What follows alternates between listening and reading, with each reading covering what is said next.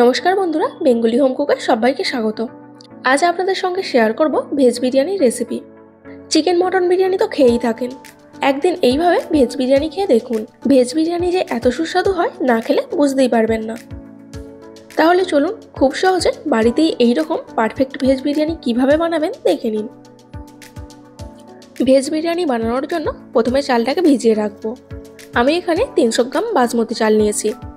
এইভাবে হালকা হাতে নেড়েচেড়ে চাল ধুয়ে নিয়ে 30 থেকে 40 মিনিট ভিজিয়ে রেখে দিতে হবে। এরপর বিরিয়ানির জন্য বেরেস্তা বানিয়ে নেব। বেরেস্তা বানানোর জন্য পেঁয়াজগুলো এইরকম পাতলা পাতলা স্লাইস করে কেটে নিতে হবে। কড়াই তেল গরম করে পেঁয়াজগুলো দিয়ে দিচ্ছি। পেঁয়াজগুলো নেড়েচেড়ে এইরকম বাদামি কালার করে ভেজে তুলে নিতে হবে। এবার একটা চামচ দিয়ে এক্সট্রা তেলটা এইভাবে চাপ দিয়ে বের করে নেবেন। এই বাকি তেলটা যে কোনো রান্নায় ব্যবহার করে নিতে পারবেন।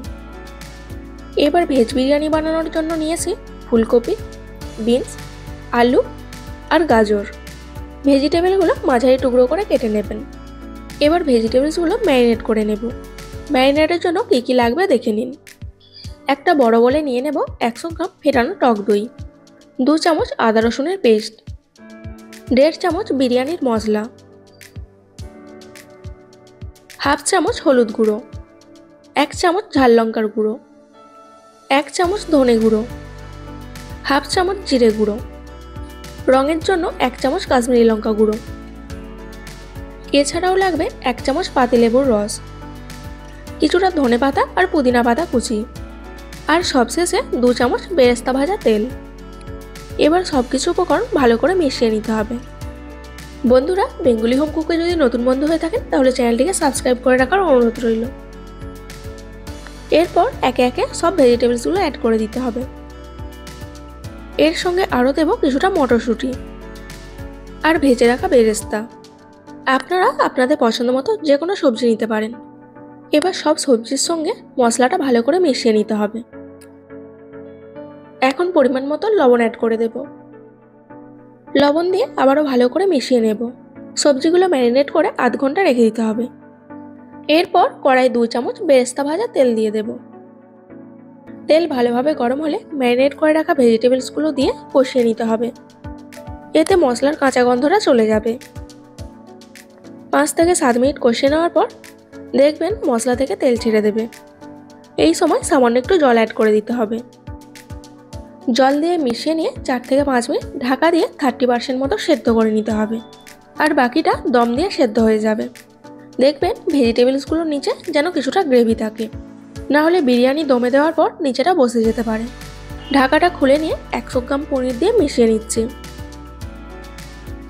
এরপর গ্যাসের ফ্লেম অফ করে দিয়ে দেব ধনেপাতা আর পুদিনা পাতা কুচি। এরপর বিরিয়ানির রাইসটা সেদ্ধ করে নেওয়ার জন্য জল গরম করে নিয়েছি।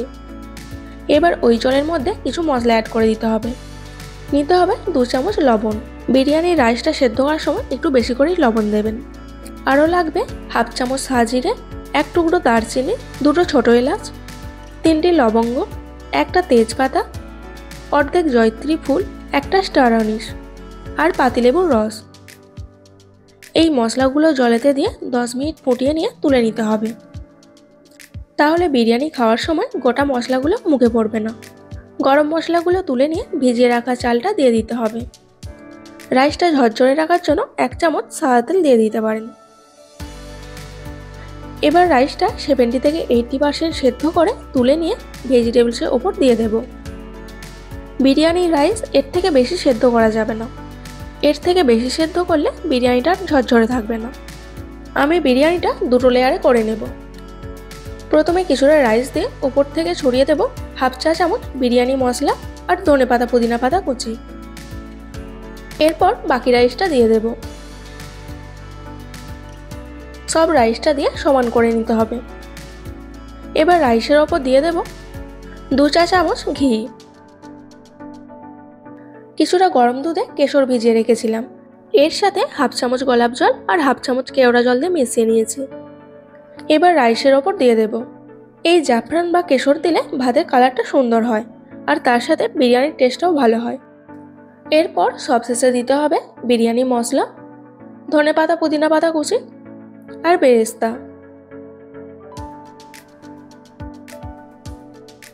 এরপর সিলভার ফয়েল দিয়ে এয়ারটাইট করে ঢাকা দিয়ে দিলাম।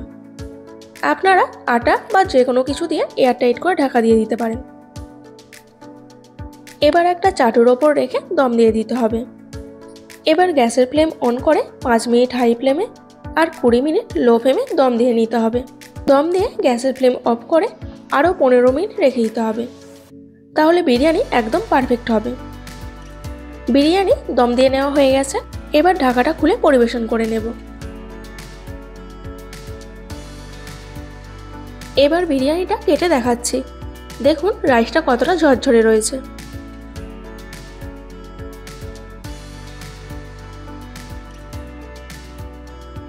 আপনারাও এই পদ্ধতিতে ভেজ বিরিয়ানি বানিয়ে দেখতে পারেন। দেখবেন আপনাদেরও রাইস এইরকম ঝরঝরে থাকবে আর খেতেও দারুণ টেস্টি হবে।